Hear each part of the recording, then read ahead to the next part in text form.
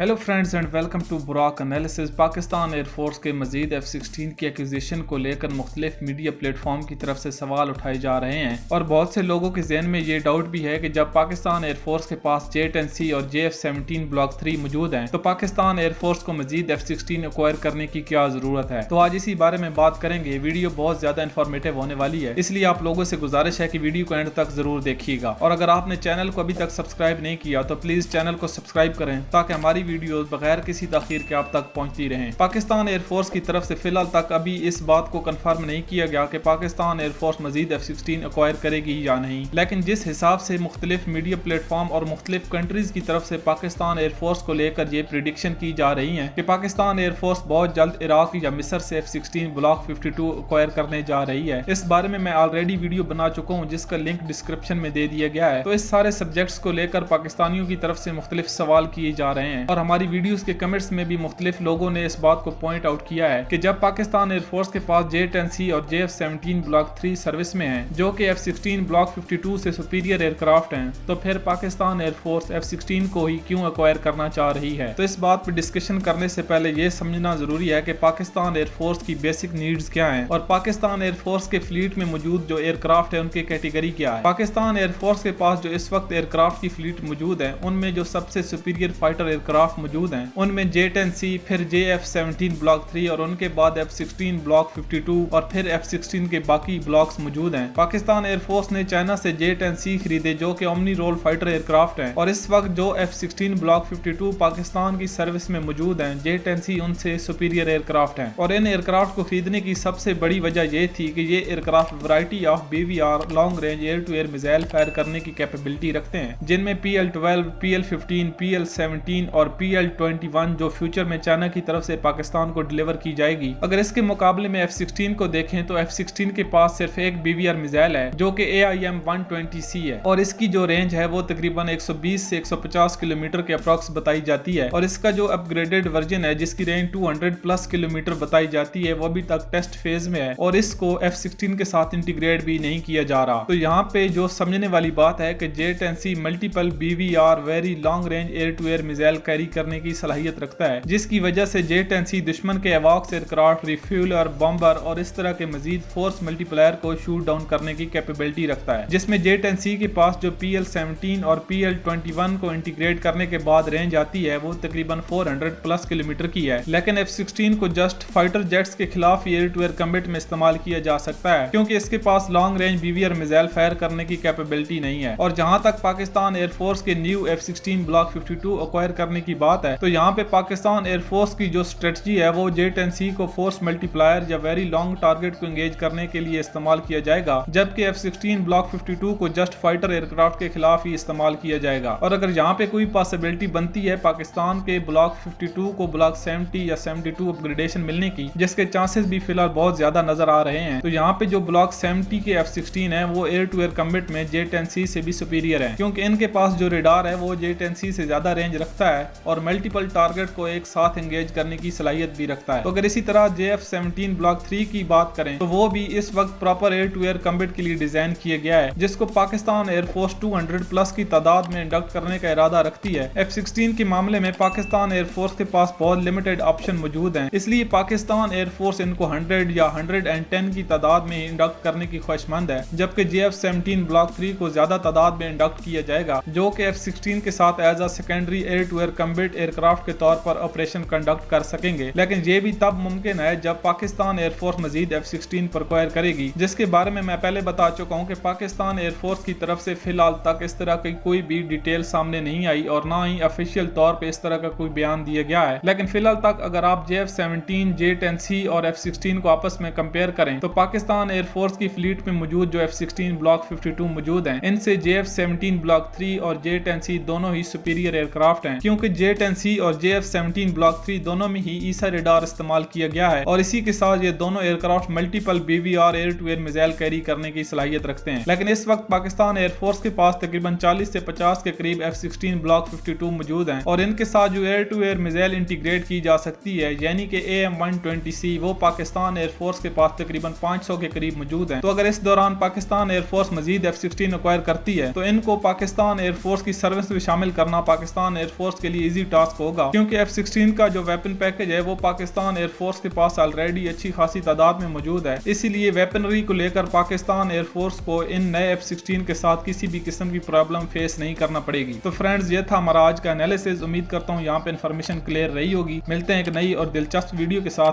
तब तक के लिए इजाजत दीजिए। पाकिस्तान जिंदाबाद।